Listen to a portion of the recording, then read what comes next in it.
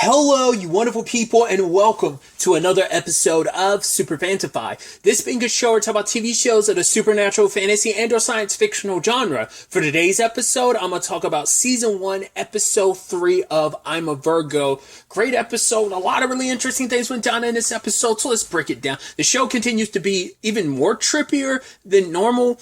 First and foremost, obviously, Cootie is going on his date with Flora. And we get her backstory. The debate I've constantly had going back and forth of, oh, does she actually have powers or not? It's like, I don't know if she described them as powers, but we find out she's kind of a speedster, but I don't think she doesn't recognize herself as a speedster. Because she's like, I'm not fast, just everyone around me slow. So it's just like, she processes the world in a certain way. So like, anytime we see her doing the super speed thing, it's like, oh no, that's legit. Like I said, last two episodes, even during the trailer, I was like, I don't know if that's like just an artistic representation of just like, oh, trying to, because she's just fast, or that legitimately a superpower, and it seems like it is.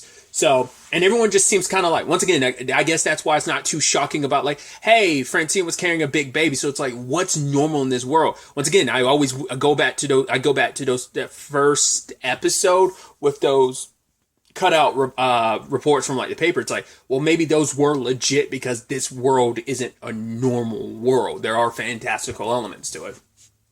So, but basically she's been like this ever since she was a baby. Basically, to them, it looks like she's having like a whole bunch of seizures at once the way she's moving around. But ever since being a baby, it's like the world is so like, it's a speedster's worst nightmare. It's like the entire world is at a standstill. You can't communicate with anybody. You can't get it, especially as a baby, when it's like, right, you don't have the ability to communicate. And now it's even harder for her, like, you know, dealing with the world.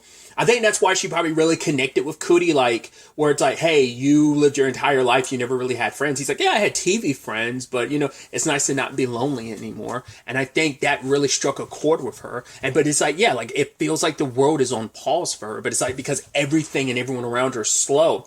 And over the years, she experimented and tested. I mean, that scene when she was younger and she put all those sticky notes around, and then like it's for her parents to read, and then like she went to sleep, woke up, and her parents wrote like, "Oh, we love you and we're so proud of you," or something like that. It's like that, and she has to walk over and hug them, but they're frozen in time. It's like that is.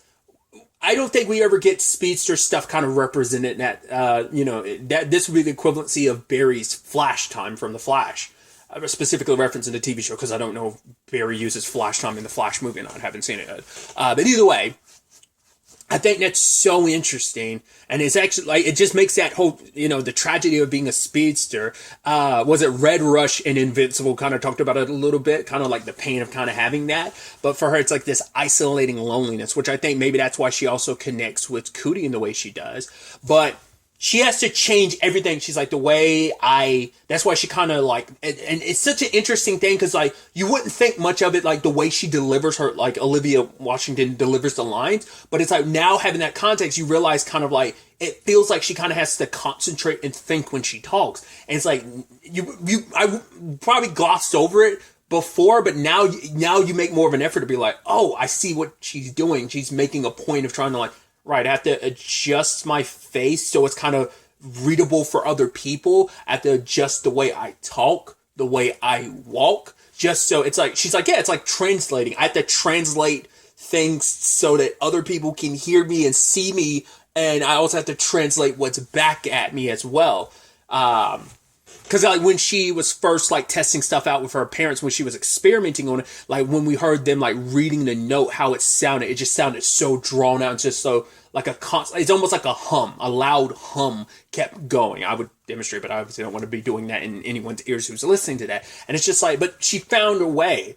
And so I was like, that's so neat how they implemented that and gave her that backstory, and just kind of, like I said, it kind of makes her just makes her and Cootie connect even more in that regard. And I thought that was so fascinating. But obviously it's like, hey, this was like they had 2 dates in one night. Now it's like, hey, the next day you might have a sex situation, which it never even crossed my mind. Like, that's a possibility.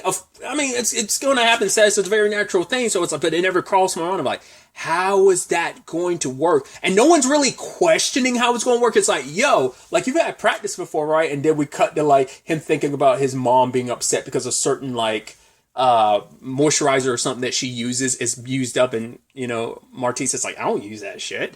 So it's like interesting. Like I like I said, it's just kind of like this is such a like absurdist world where it's just kind of like, yeah, so many things are just kind of like a matter of fact and just kind of like, yeah, it is what it is, right? So he goes out with her and she takes him to a place where basically a whole bunch of people hook up. I thought it was kind of neat because she uses her situation to kind of like create base on a shipping container because she knows how much he likes base. And it's like, yeah, I brought you here not only for that, but this. And it's just these like people bumping and grinding on cars. And it's like, yeah. And there's also kind of like this sad reality of her circumstances because she's like, cool, I've had so much time to think. I've basically run through all the outcomes and possibilities. Like, Jesus, like, how long is 24 hours in a day for her? Like, I mean, and that's not even a full 24 hours. I mean, it's like, how much of it's like, I mean, it's nighttime or whatever, but it's like, how long is that in the grand scheme of things for her? That's got to be so, bleh, It's like, that's got to be an eternity for her. And it's just like, and that's why she mapped out all the possibilities. He's like, you did that today? She's like, yes. But the best possible outcome is like, if we go back and have sex. And it's like, interesting. So does seem like it's happened. I don't know if they're going to bother really getting into the logistics of it. It's like, hey, that's their business. We as the audience don't need to know, but there is a curiosity of how does that work? But if they're able to make it work, they're able to make it work. So that's definitely interesting. I mean, them kissing and stuff like that. You also thought about the logistics of the kissing because you're almost like, well, you have to probably worry about like, right, you have to be careful that he doesn't end up sucking in her entire, like doesn't end up kissing her whole head, It didn't seem like it was depicted that way because it wasn't like her face was wet or anything either. So it doesn't seem like he kissed her face, like entire head or whatever. But either way. In conjunction with that, we catch up a little bit with Jones and what she's up to. She's trying to help, like, obviously there's like these quote lawful evictions, and Jones is like, yo, we just need to like basically put the furniture back in enough to kind of waste enough time so that a judge or whatever can like send something down here so we can stall for time. Also found out who does the voice for the AI. The IMDb thing, X-Ray, I wish it would do the, like, does the voice stuff sometimes it depends on the project, but it didn't do it for this episode. I saw a whole bunch of names at the end, like Danny Glover, Lakeith Stanfield, and Juliette Lewis. I was like, that's so wild. But the AI is played by Godfrey. The moment I saw his name, I was like, that makes a lot of sense. If you're unfamiliar with Godfrey, he's a good actor, but he's, mainly a stand-up comedian. He's really good at impressions. Like he does obviously like Cosby, because he has his own stories about Cosby and stuff. Like in relation of like, I don't know if you'd say worked with, like, it's a whole thing. If you're curious about, look into it. But he does him doing a Cosby impression kind of makes a lot of sense. He also does a crazy Steve Harvey impression as well. So, but he's really good at doing impressions in general. But it's like, yeah, I was like, yeah, that made a lot of sense when I saw that. But I haven't talked about it enough too. I need to. I do appreciate the different stylized ways because in reference to Jones, we saw that's when they had the title card. I think it's so interesting. The different I think that's so interesting when shows really kind of go out of their way to kind of.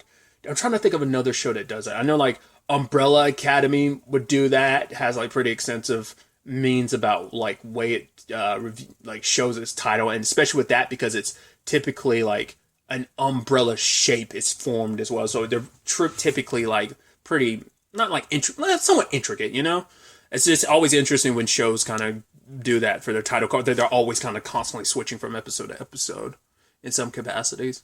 I'm sure there's other shows that I can think of, but like Umbrella Academy came first and foremost in my head, but I'm like, I'm sure other shows do it. I'm sure there's some that I know I'm just not thinking of off the top of my head. But, we see Jones and Francine kind of link up because Francine's trying to, they both have different perspectives because Jones doesn't want to like have a leader to this group. She wants it to be like, hey, I want it to be a group that there are multiple leaders. kind of the leading front, because it's just I think it's kind of that mentality of, instead of having one person lead the charge, like there's always going to be different people leading the charge. That way you're not adherent and following just one person. But for Francine, it's like you need a goal, you need someone to follow behind. Because from Jones's perspective, I don't want our group, this group that's kind of pushing back a bit against evictions and stuff. I don't want us to be seen as the saviors, because we're not the saviors. We're here to help people realize they can and have the power to save themselves. So I think that's so interesting. And I guess it felt like Francine was telling Jones, like, she needs to step up as that person. As like, part of me was wondering on some level, I was like, you don't think she's kind of like referencing Cootie when she's like, right, you can't, like, what you're doing is you're helping, but you're not getting to the root of the problem, so you never fully solve it. So it's like, right, you got to burn this, basically you have to tear this down, you have to burn this bitch to the ground. So that's the only way to kind of really make a dent and make a change. So, like I said, I don't think Francine was legitimately aiming, like, referencing, like, Cootie. I think she was more so Jones, but I feel like you could extrapolate some elements of that and maybe put Cootie in that position, but it's like, right, he's not in a position to kind of lead the charge. It feels like she was more so aiming for Jones, and maybe Cootie could be like a symbol for their, like, pushback against things. So we'll have to wait and see on that front. That was interesting too when the episode kind of splits the way it does, because Felix is helping out Cootie, trying to get him laid, which I love that whole thing of like, yeah, if you like, try not to nut too quickly, because if you nut after like 5 seconds, they'll be calling you like 5-second Felix. Felix? Why would they be calling me Felix? And he's like, homie, you played yourself. You gave out too much information. He's kind of moving past that. But it's also like, nah, man, don't worry about it. Because he was like, yo, you wait. They're going to tell it. That person's going to tell everybody, and you're not going to get any for a while, And it's like, it's like, hey, Felix. Hey, but it's like, yeah, you kind of played yourself in that moment. But it's also like, nah, man, it's okay. We understand it. We all understand, Felix. So, but yeah, like that scene in the mall, and it's like Scat wanted to do something, but it's like, oh no, you're trying to help Cootie get laid. No, and I love that line of, no matter what happens, even if you don't get no pussy, Cootie, we're gonna still be friends. And so he goes to like this store. It's got the parking ticket stuff, and it's got a whole bunch of like the cartoon and stuff, and it's got a whole bunch of comics. And Scat ends up watching, like, I don't know if that was part of parking tickets, or was that supposed to be like a parking tickets inspired like animation, just representing the actual, it's like you having that philosophical moment like you did in episode 2, I believe that was. Yeah, it was episode 2, where it's like this one, it's like, oh, the snow is coming down and it's falling on everyone. Those who didn't love, or those who were so afraid of love and pushed it away, all those who are kind of alone, those who are gone, and those who were survived by us, which ends up being very poetic in the grand scheme of things. I should also point out, I love the freaking tombstones. I had to write them down to make sure I kept them, because there were innuendos on those tombstones. One was, will my finger do? It's, will my finger do? Okay, there's that. There's Dixie Wreck, Dixorect, and then Anita Bath, and there was one Hugh Jundies. So it's like, that just a little background stuff at that cemetery scene of that animation, which I thought was so interesting. And how that plays into the later parts of the episode, where we have a scene where I'm like, once again, the trippiness of this show makes you go, wait, how much is real? Like, was it actually snowing the entire time and it's only in that moment? Or it feels like it's just supposed to be a metaphor, like a visual representation of the metaphor of, hey, it's snowing on all of us. That, the representation of, like, the talk that was also brought up of, like, hey, there are some lives, people who never even had a chance to live their lives to give birth to the next generation. I mean, even one of the freaking tombstones had a literal pacifier drawn on it, just kind of like the cruelty of fate sometimes, like how fate can cut lives short before you even really have a chance to live, before you even kind of really even get to know the cruel fates of tragedy, of fate. It kind of like takes you out. But Scat ended up picking up the package delivery guy from parking tickets. He got the toy for Cootie, and he also picked up a copy of a lost episode. And it's like, whoa, it's like, yeah, no one's seen this lost episode. Like, basically, it made people laugh so hard, like 93 point something percent of audience members laughed so hard that they lost control of like their bowels and stuff. Like, they like, I don't know if he was kind of implying like they died. I feel like it's probably like a similar parallel to like, which crossed my mind as thinking about, because I had it on my mind, but like the Pokemon episode, the infamous one that had the epilepsy warning because of the flashing lights and stuff like that. It kind of reminds me of that because that's a lost episode. Like, I'm sure you could I know you can find images of it. I don't know if you could actually straight up find the episode online. I wouldn't recommend like looking, like, unless it's like images, sure, but not like the actual thing. I don't want anyone getting hurt by that. But I don't know if that's something you could even really find anywhere. I'm aware of it. I just never looked too deeply into it. I just know like, yeah, it revolves around epilepsy warnings because of just like the flashing lights of the episode. So I think it's like a fraction of the episode. It's a very specific part, not the whole episode. Either way, it just kind of made me think of that to some extent. And the guy was like, yeah, I watched it on a certain day and I woke up like on a Saturday, had no memories of it, and I didn't feel right for a week. And it's like, yo, it's for true fans. And Scott's like, hey, yo, man, like, thanks for the hookup. And then he does his like very like, I love like how kind of cartoonish it is, like him like on the sidewalk running past all this stuff and him jumping on the table and jumping off, going through the laundry, and you know, it just, I love that whole sequence. And then finally, like when he was jumping in the air on his bike, taking out putting a smoke in his mouth, taking pictures with on his phone. I'm like, I love how cheesy it is. But then he crashes, but then he gets like a piece of shrapnel in him. I was like, oh, Jesus. His phone is smashed up. He tries to go to the hospital. And obviously it's like, I mean, that's the effed up thing. It's like, yeah, it's just like,